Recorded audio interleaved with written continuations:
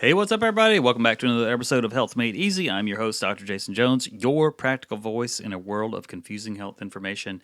And we're wrapping up our series on carbs, blood sugar, cravings, those kinds of things. And we're going to talk about cutting cravings today and balancing your blood sugar. And we're going to do it from looking at herbs and supplements that you can use for that. Now, I am a huge fan of doing it without supplements and herbs and reining in your diet first. However, I do realize that some people struggle much more than others with cravings and balancing their blood sugar, or maybe they just want to speed up their progress as well. So I want to make sure that we deliver this content so that that person that is out there that is really struggling, that they can know that they can do something naturally to actually help them do that. So you might be like me. I was raised on sugary treats and all these kinds of things, and eating Pop-Tarts every day and drinking orange juice and having cereal for breakfast. Basically, no carbs, no protein, no fats, no good anything for breakfast. Just a sugar bomb. And I really had trouble staying awake in class and all these kinds of things until I was probably maybe in my early 20s or mid 20s before I figured out, man, you've got blood sugar problems. You need to get this fixed. So you might have a sweet tooth, that causes you to reach out for sugary treats, when you're not even hungry, and your sugar cravings might be due to stress. You could be bored, could be exhausted. It could be that you've got some elevated blood sugar levels. It could be a whole host of things. But if you want to cut cravings and balance your blood sugar out, lose weight, get in better shape, there are many supplements and herbs that you can add to your diet while reducing and eliminating processed sugar intake, cleaning up the diet, and exercising, and adding all those things into your routine. There's plenty of things that you can do in there. Now, one really simple one, really easy, tastes great. You can sprinkle it on a lot of different things, and that is cinnamon. Cinnamon is an extract or a powder, when it's in its supplement form, and you can just use the powder if you want. Studies have shown that the consumption of cinnamon, especially Ceylon cinnamon, that's Ceylon, might help control blood sugar levels with people with prediabetes. Okay, now you can integrate cinnamon into your diet by sprinkling it on cereal, oatmeal. You can add it, half a teaspoon into your foods each day.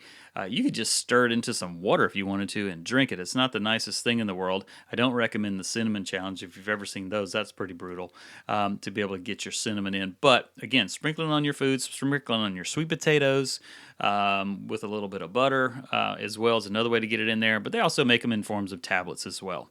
Just be careful with with any supplement with the source that's there. Gymnema is the next one, Gymnema. It's a great supplement. Has been researched for years and years and years on cutting sugar cravings. This is such a great one that if it comes in a tablet, and the one I love is by MediHerb, and you could just if you have sugar cravings, you could literally put that thing in your mouth, suck on it for a little bit, and the cravings will just go right away, and then swallow it down with some water. So one study, they looked at Gymnema on patients with type 2 diabetes, and they were given like 500 milligrams of it for a period of 3 months every single day, and the results showed that patients experienced lower fasting blood sugar levels after meals. So you can take Gymnema in the form of tea, extract, powder, tablet. You can chew on the leaves of the Gymnema plant if you want to, but seriously, one of the best ones I've ever seen is, again, MediHerb's Gymnema. They're really, really great. Next one is American ginseng, which is also known as Panax, Panax. It's an herbal supplement that has been studied to help improve blood sugar levels. Now, this may also improve the body's secretion and response to insulin.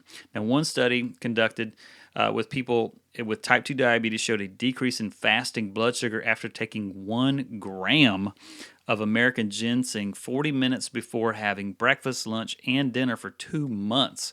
So this is something that you can definitely supplement all the way up to 2 hours before you eat your main meals.